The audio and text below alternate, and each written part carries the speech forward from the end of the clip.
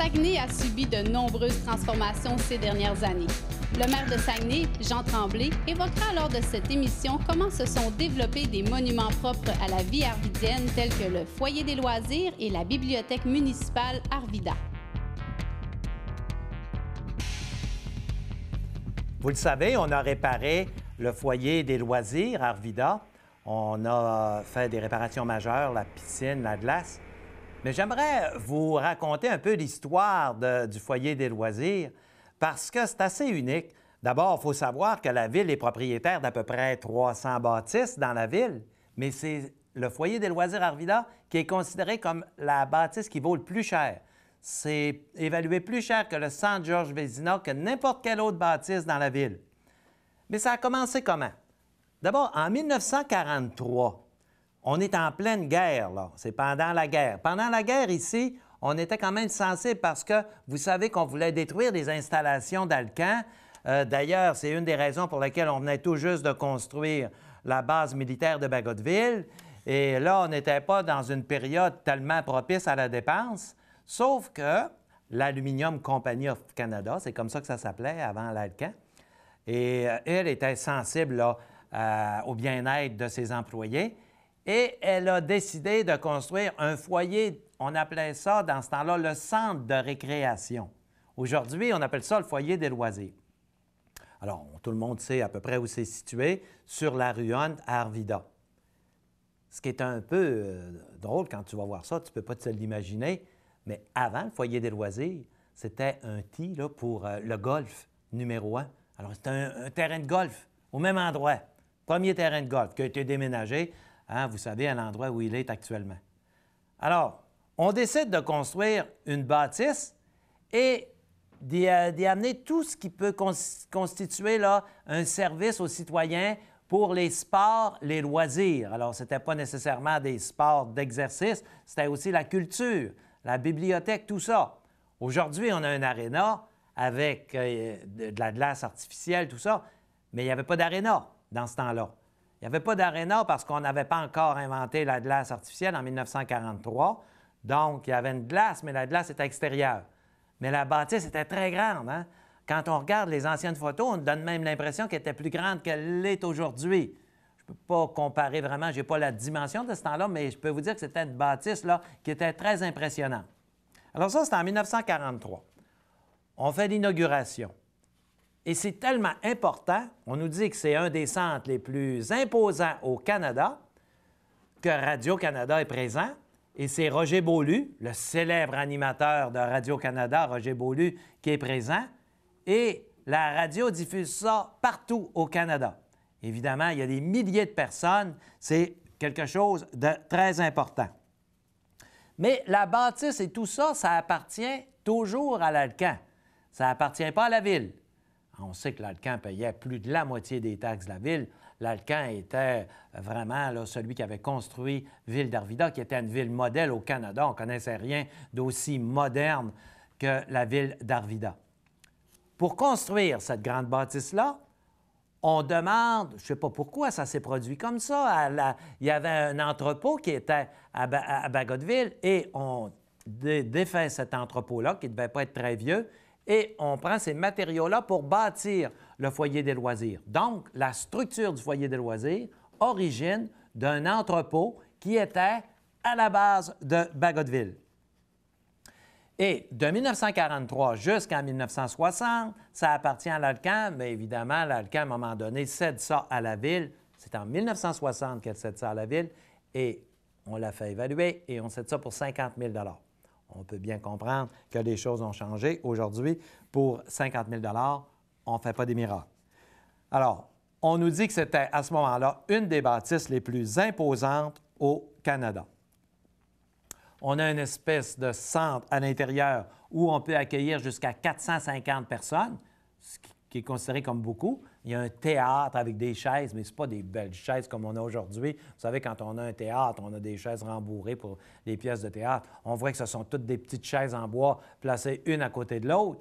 Mais ça fait l'affaire avec le théâtre qu'il y a là. On présente nos spectacles et ça va bien. On présente d'une façon spéciale des vues. Parce qu'il y avait toujours le Palace qui présentait des films en anglais.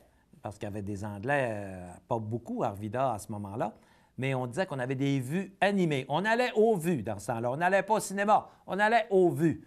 Et il y avait une salle pour présenter des vues on appelle ça le foyer des loisirs aujourd'hui, mais dans le temps, c'était le centre de récréation.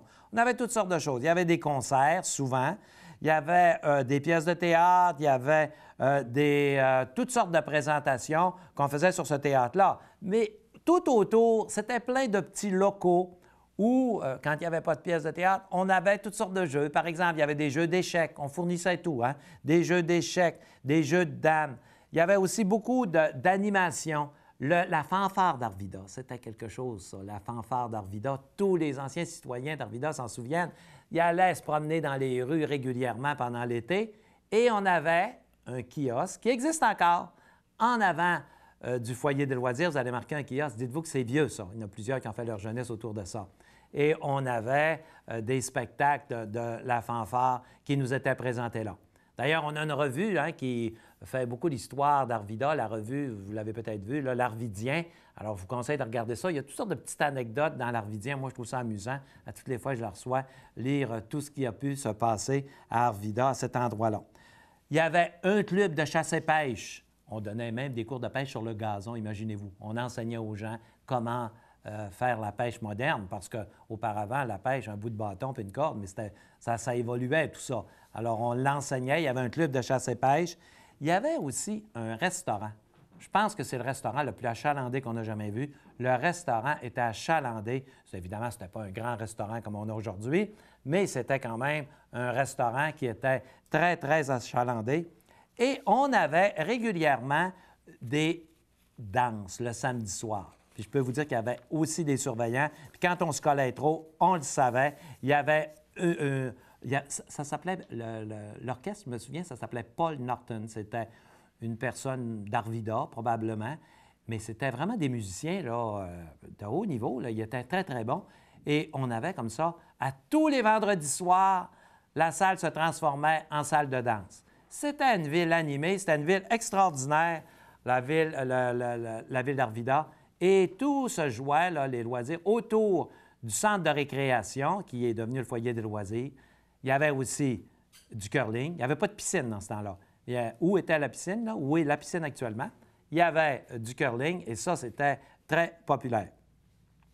Quand on a fêté, pour vous donner une idée, là, quand on a fêté le 25e anniversaire du centre de récréation, on nous dit, c'était la Saint-Jean-Baptiste, et on nous dit qu'il y avait près de 40 000 personnes. Je ne sais pas s'il exagérait, là, parce que, imaginez-vous, là, réunir 40 000 personnes, c'est assez spécial. C'est ce qu'on nous dit, en tout cas, dans les écrits.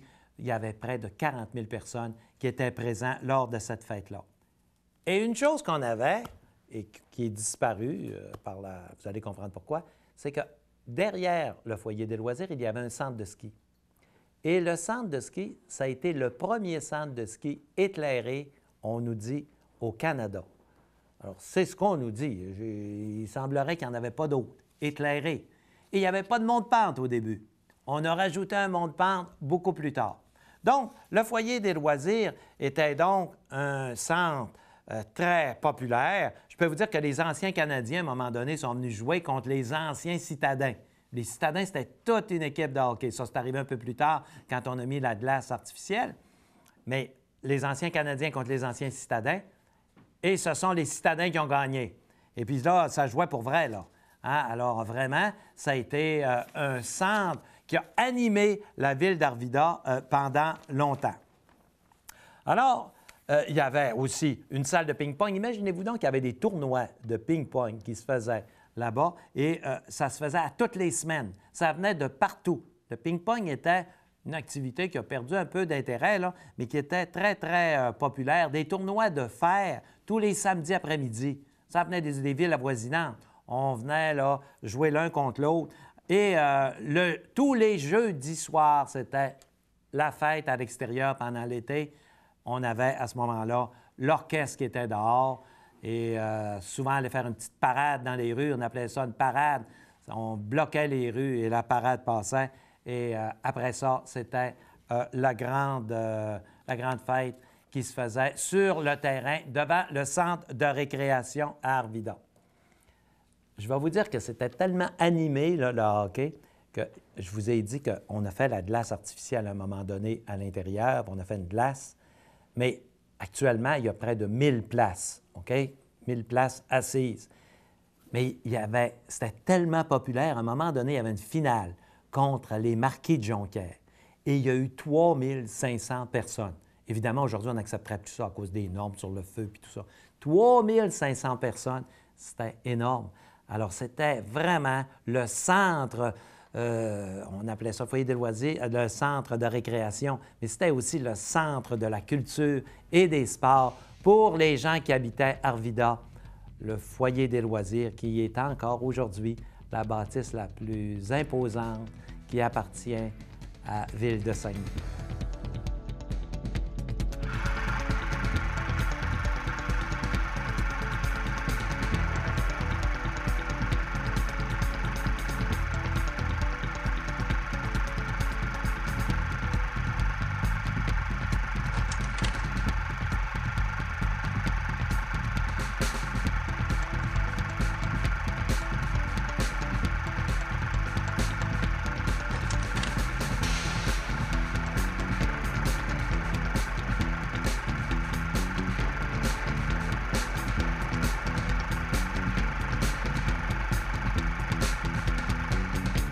Bon, alors, on a fait un petit peu le tour de l'histoire du foyer des loisirs à Arvida.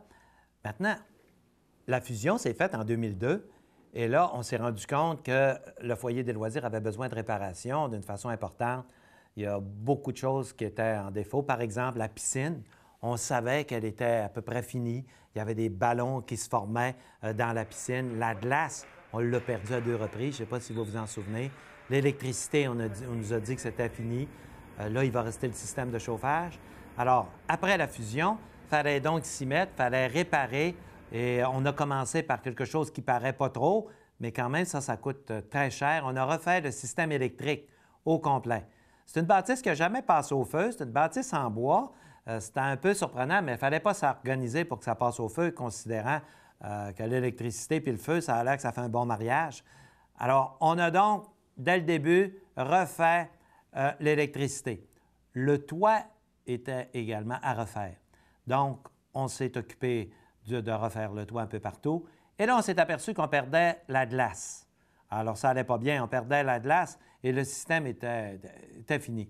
Alors, il y a des nouvelles techniques maintenant. Il y a une technique au CO2 pour faire de la glace. On n'était pas certain si c'était vraiment la meilleure technique.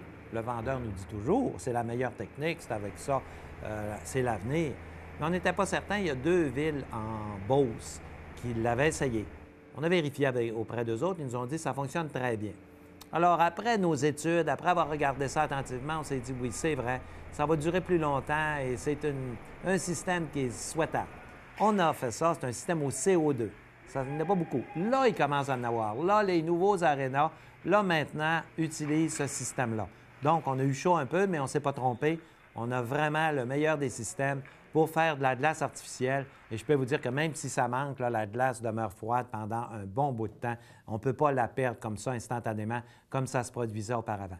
Donc, on peut se reposer. La glace du foyer des loisirs Arvida est bonne pour des dizaines et des dizaines d'années. On a un excellent système.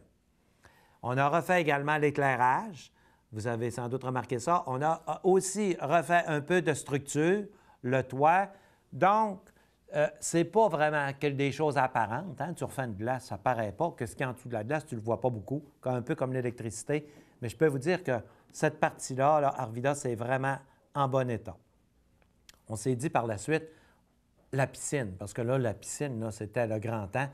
Des gros ballons qui se formaient dans le fond et la toile, là, était finie. On avait peur de la perdre d'une journée à l'autre. Mais là, on a refait la piscine au complet. Si vous ne l'avez pas vu, là, c'est la plus belle piscine en ville, je vous le dis, là. C'est vraiment beau. Quand on dit refaire, on fait également l'histoire des toilettes, des douches, on fait tout ça en même temps. Alors, la piscine d'Arvida, c'est une piscine flambant neuve, une très belle piscine. On a refait le toit et on a fait les fils. Juste rentrer les fils. Vous savez ce que c'est? On a un petit fil pour notre piscine. Tout le monde a ça, là, c'est à peu près gros de même. Mais les filtres pour la piscine d'Arvida, il y en a 2. C'est énorme. Ça ne passait pas n'importe. Ça ne descendait pas d'escalier parce que c'est un escalier normal pour descendre en bas. Ça a été tout un spectacle de descendre les filtres au sous-sol. Mais maintenant, tout est installé, tout est beau. Alors, la piscine est neuve. Donc ça, c'est 2 choses qui sont bien refaites. Et on a aussi une école de musique. Parce que maintenant, le foyer des loisirs, ça se résume à 3 choses. La glace, il y en a 2. Il y a 2 glaces. Il y en a une. En dessous de la piscine, il y a une glace. On ne peut pas vraiment mettre des spectateurs, sauf au fond, là. Mais il y a une glace en dessous de la piscine. Il y a la glace principale. Peinture en neuf, c'est très beau. Et donc, la piscine, la glace et aussi une école de musique. On appelle ça l'atelier de musique. Alors ça, c'est beau. Avec une petite salle de spectacle.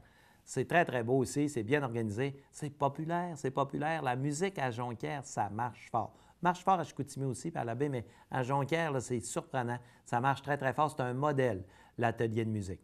Donc, maintenant, ça se résume à 3 choses. La glace, la piscine, la musique. On n'a pas tout ce qu'il y avait auparavant parce que tout ça, ça s'est éparpillé dans la ville. Hein. Toutes les activités qui tournaient autour, bibliothèque, tout ça, ça s'est éparpillé. Les salles de danse, le curling qui était là, les allées de quilles.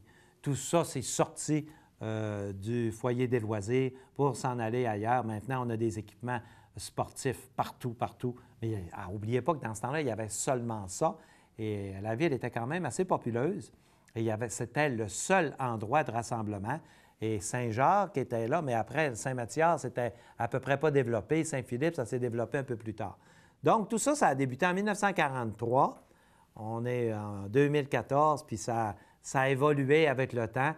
Et aujourd'hui, on est encore fiers. Puis je pense qu'on l'est pour plusieurs années parce qu'on a un centre à Arvida, le foyer des loisirs, qui fait l'envie de plusieurs.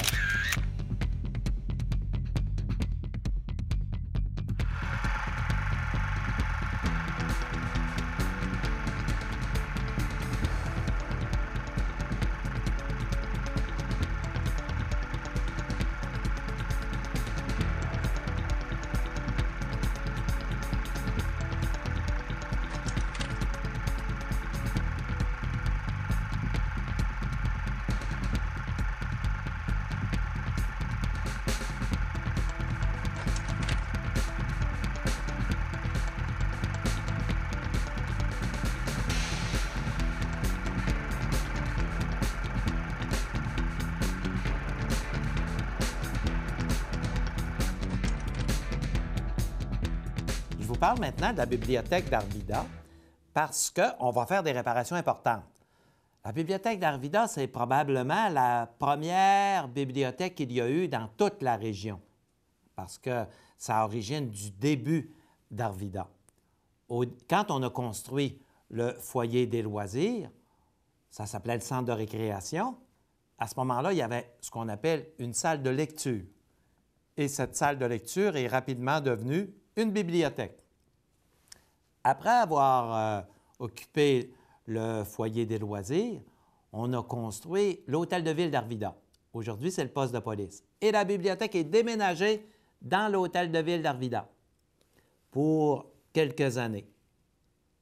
Et aujourd'hui, la bibliothèque est dans l'ancienne bâtisse de Steinberg. Il faut que je vous conte ça. L'ancienne bâtisse de Steinberg. Parce que ça, c'est exceptionnel. Ça a été bâti pendant la guerre. C'est drôle à dire, hein? Normalement, pendant une guerre, tu te tiens tranquille. Les constructions, les bibliothèques, ces affaires-là, on peut s'imaginer qu'on a des dépenses qui sont trop élémentaires, se défendre, la base de Bagotville, tout ça. On peut penser qu'on n'a pas de projet comme celui-là. Mais ici, c'était un peu le contraire.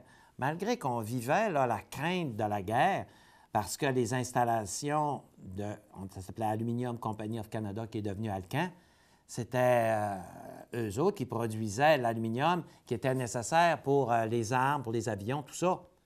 Alors, donc, c'était une usine de premier plan et pendant la guerre, on avait peur qu'elle soit bombardée. Alors, même qu'on fermait les lumières le soir et on avait peur. Et d'un autre côté, ça marchait à plein régime. À plein régime, ça n'a jamais marché autant. Donc, la ville grossissait, grossissait, grossissait. Et en 1944, Alcan demande à Steinberg qui venait d'ouvrir un marché d'alimentation très moderne, avec des paniers puis tout ça, c'est eux autres qui ont inventé ça, à Montréal. Ils disent, venez-vous-en à Saguenay, on a besoin de vous à Arvida.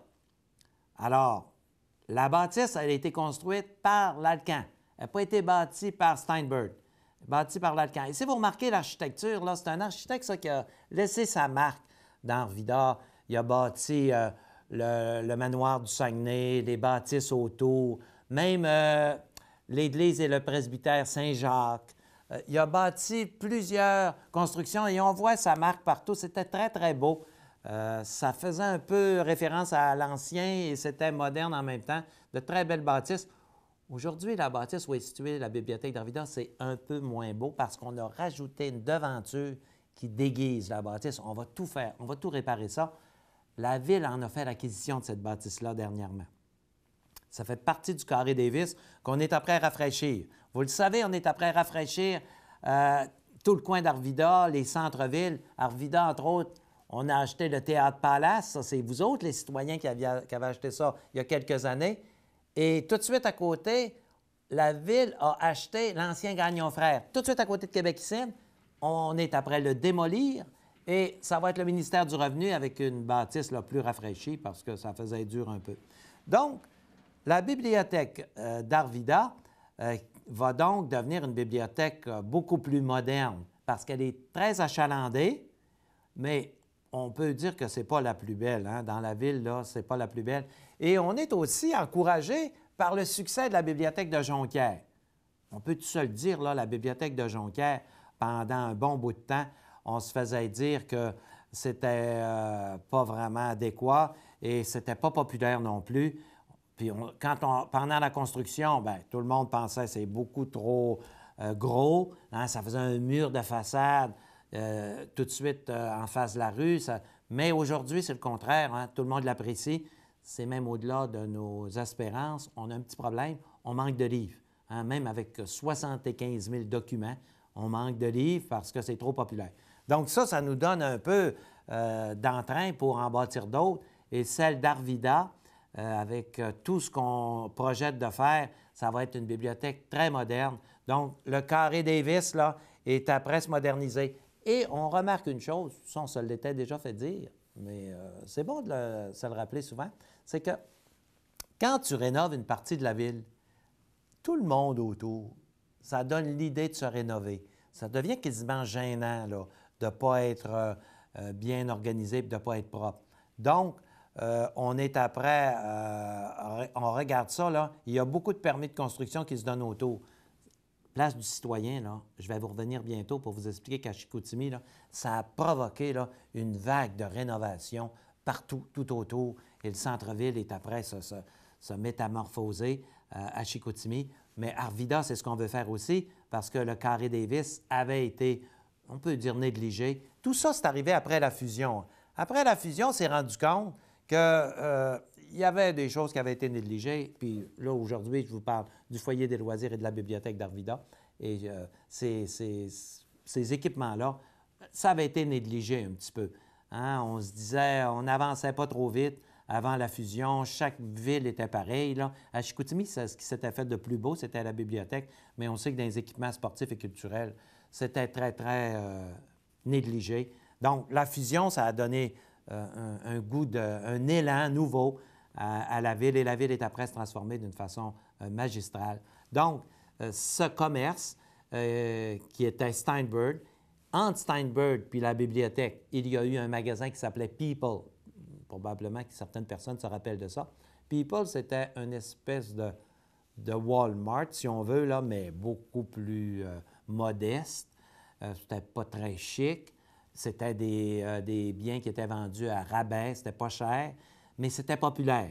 Alors, on avait le Steinberg qui était là, qui est devenu People. Puis tout de suite à côté, on avait le magasin Labbé.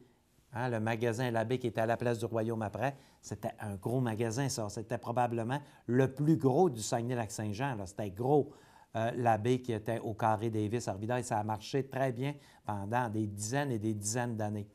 Alors, c'est tout ça là, qu'on est après à regarder. Vous savez qu'il y a encore des espaces qui sont à rénover au Carré Davis et sur la rue Mellonne. Il y a des bâtisses qui sont vides et la Ville collabore avec les citoyens pour rafraîchir tout ça. Puis on s'en vient avec une belle ville, une vraie belle ville, une ville qui va être transformée complètement.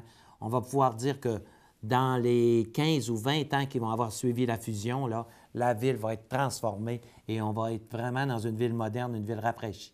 Alors, je vous reviens bientôt avec d'autres émissions sur les rénovations qu'on est après faire. Saguenay est après se construire une vraie belle ville, une ville on va pouvoir dire qu'au Québec, c'est la 3e ville industrielle, mais c'est aussi une ville où c'est agréable à vivre, une ville où il y a beaucoup de services culturels, beaucoup de services sportifs, une ville bien entretenue, des gens fiers. Alors, je vous donne rendez-vous la semaine prochaine pour une autre émission Saguenay construit.